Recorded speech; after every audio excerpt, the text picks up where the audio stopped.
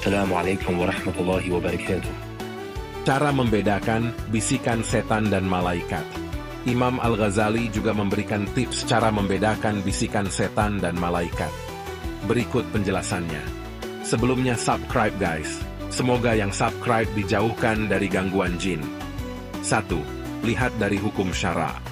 Cara membedakan bisikan setan dan malaikat atau bisikan keburukan dan kebaikan adalah melihat sesuatu yang terbesit dalam hati dengan hukum syara. 2. Ikuti jejak orang-orang saleh terdahulu. Apabila cara pertama belum memberikan titik terang, maka bisa mengikuti langkah berikutnya, yakni dengan mengikuti jejak orang-orang saleh terdahulu. 3. Kembalikan bisikan. Itu dengan nafsu dan diri. Langkah selanjutnya adalah mengembalikan bisikan itu pada hawa nafsu dan diri sendiri. Setelah itu, kata Imam Al-Ghazali, lihat apa yang terjadi.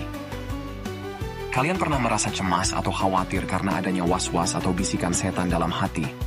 Berikut cara mengatasinya. Pertama, jangan mengucapkan atau melibatkan diri. Hindari mengucapkan atau terlibat dalam pemikiran yang mencela Allah dan Rasul-Nya.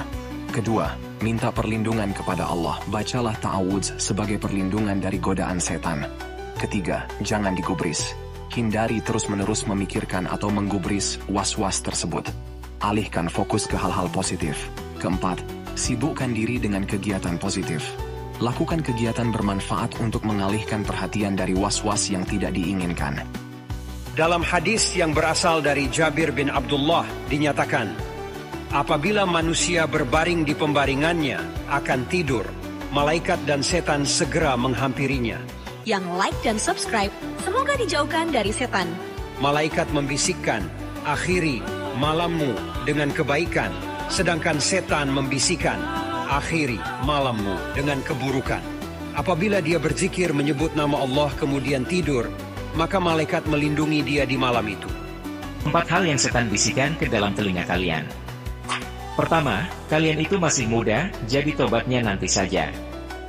Kedua, itu tidak haram, lihatlah semua orang melakukannya. Ketiga, dosa kalian itu terlalu banyak, jadi Allah tidak akan mengampunimu. Keempat, pekerjaan kalian itu jauh lebih penting dibandingkan beribadah kepada Allah. Ketahuilah, 3 cara membedakan bisikan setan dan malaikat menurut Imam Al-Ghazali. Setan dan malaikat merupakan 2 makhluk yang disebut dapat memberikan bisikan pada hati manusia. Dalam hal ini, umat Islam perlu berhati-hati saat membedakan mana bisikan setan dan mana yang berasal dari malaikat. Menurut terjemahan kitab Minhajul Abidin yang diungkapkan Imam Al-Ghazali, yang pertama, bisikan yang bersumber dari Allah Subhanahu wa Ta'ala merupakan kebaikan karena bertujuan memuliakan dan menjadikan hujah. Yang kedua, bisikan yang bersumber dari nafsu.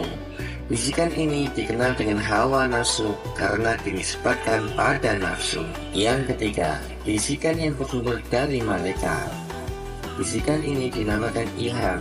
Bisikan malaikat ini hanya berupa kebaikan. Semoga bermanfaat. 4 cara menghilangkan pikiran negatif dalam Islam agar hati tenang dan tentram. Memiliki pikiran negatif merupakan hal yang lumrah bagi setiap orang. Namun jika didiamkan dalam waktu lama, pikiran semacam ini dapat mengganggu aktivitas sehari-hari. Lantas, bagaimana cara menghilangkan pikiran negatif dalam Islam?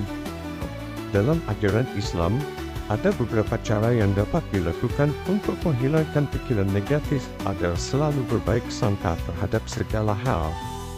Dihimpun dari buku pendidikan agama Islam karya Bachrul Ilmi, inilah cara-cara yang bisa dilakukan. 1. Berzikir.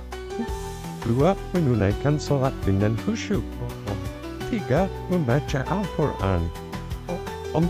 Meningkatkan hubungan silaturahmi.